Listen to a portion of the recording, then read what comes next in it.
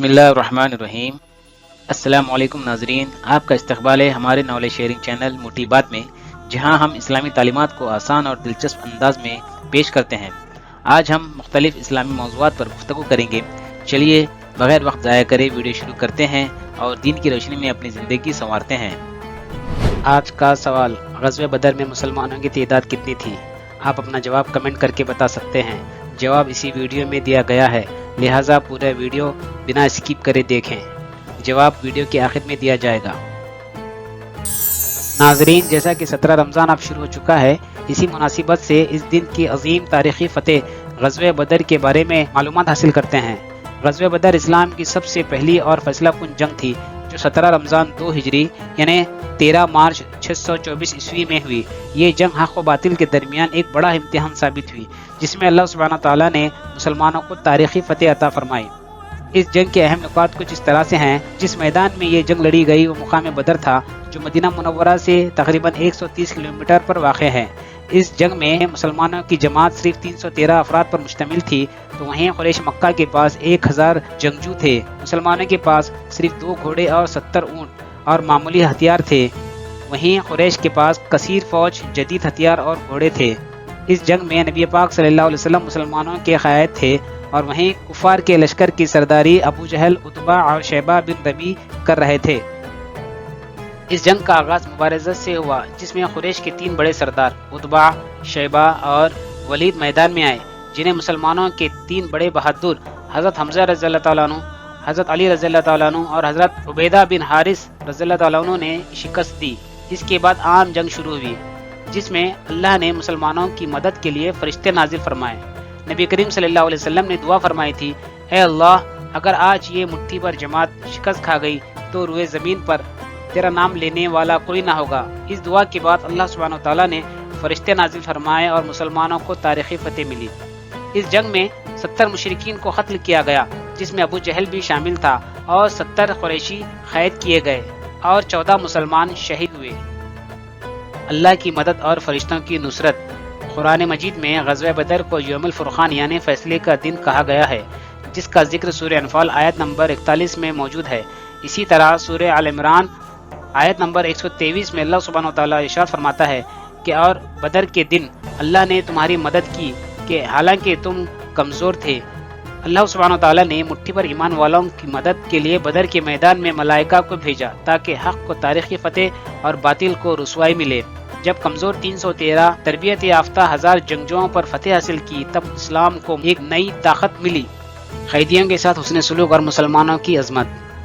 غزوہ بدر میں قریش کے کئی بڑے سردار مارے گئے، جن میں ابو جہل، عتبہ، شیبہ، ولید، امیہ بن خلف وغیرہ شامل تھے۔ اس کے بعد کفار مکہ کے 17 جنگجوؤں کو قیدی بنایا گیا۔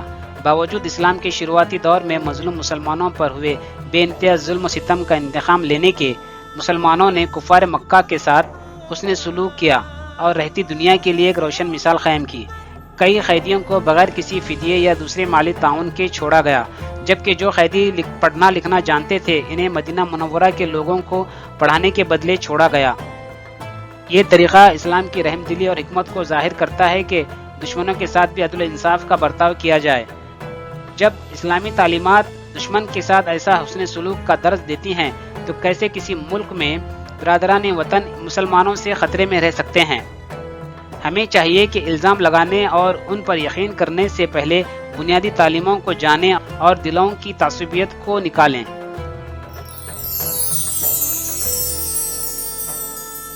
اسلامی تعلیمات میں آج ہم غرور اور تکبر کے بارے میں جانیں گے۔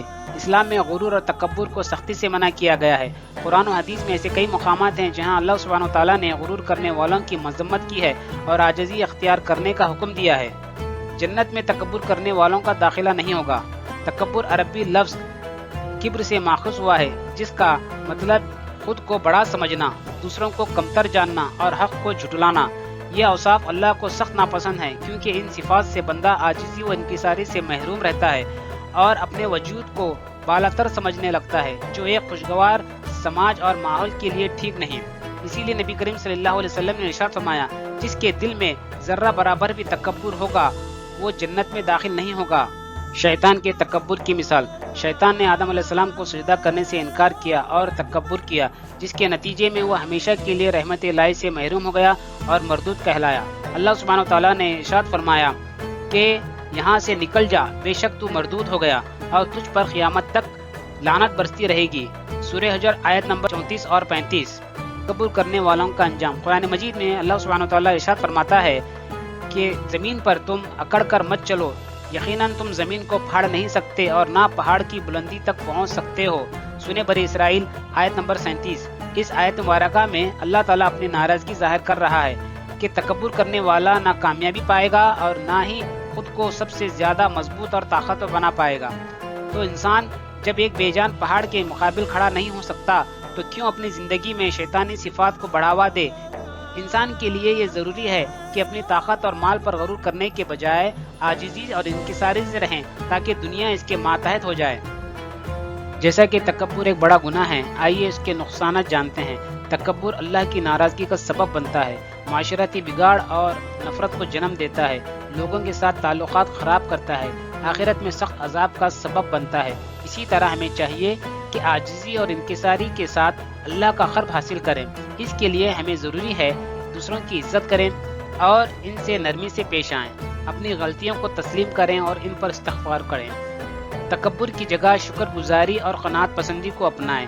दुनिया की हकीकत और आर्जी हैसियत को हमेशा याद रखें।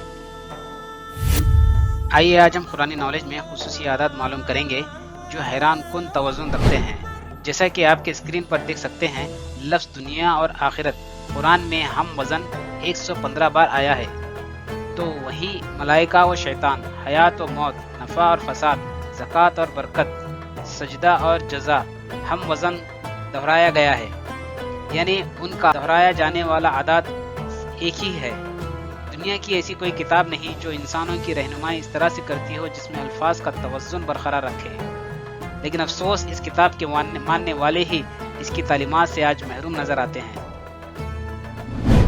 आइए तिब्बी टिप्स में आज तवन्नाई बख्श लस्सी बनाने का तरीका जानते हैं। लस्सी एक कुदरती मशरूब है जो न सिर्फ गर्मी में राहत देता है बल्कि तवन्नाई भी फराहम करता है। तिब्बी लिहाज से मजबूत और ताकतवर लस्सी बनाने के लिए दर्ज झेल अज्जा का इस्तेमाल करें। अज्जा: दही 1 कप, ताज़ा और खट्टा ना हो। दूध 1 से 2 कप। शहद या खजूर 1 चम्मच, 4 से 5 अदद। सब्ज़ा 1 चम्मच। सब्ज इलायची 1 अदद। ज़ाफ़रान चंद धागे। गुलाब का अर्क 1 चम्मच। बर्फ के टुकड़े हस्बे जायका। तरकीब: बादाम को रात में भिगोकर छीन लें और उसका पेस्ट बना लें। फिर दही, दूध, शहद, बादाम का पेस्ट और इलायची को ग्राइंडर में डालकर अच्छी तरह से मिक्स कर लें। सब्ज़े को थोड़ा सा पानी में भिगोकर 10 मिनट के बाद लस्सी में शामिल करें।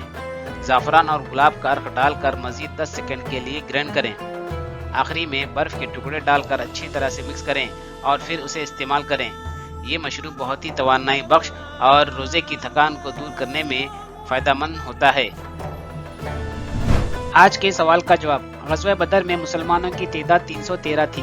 उम्मीद कि आपको आज का वीडियो पसंद आया होगा। इसे लाजमी सब्सक्राइब, शेयर, लाइक और बेल आइकॉन पर ज़रूर क्लिक कीजिए ताकि आपको इस तरह की वीडियो की नोटिफिकेशन मिलते रहे। अल्लाह ताला से दुआ है कि इस रमज़ान में हमें शिर्क व बिदअत और दीगर खुराफात से हमारी हिफाजत फरमाएं। खुश रहिए, आबाद रहिए। मिलते हैं अगले वीडियो में। अल्लाह हाफिज़।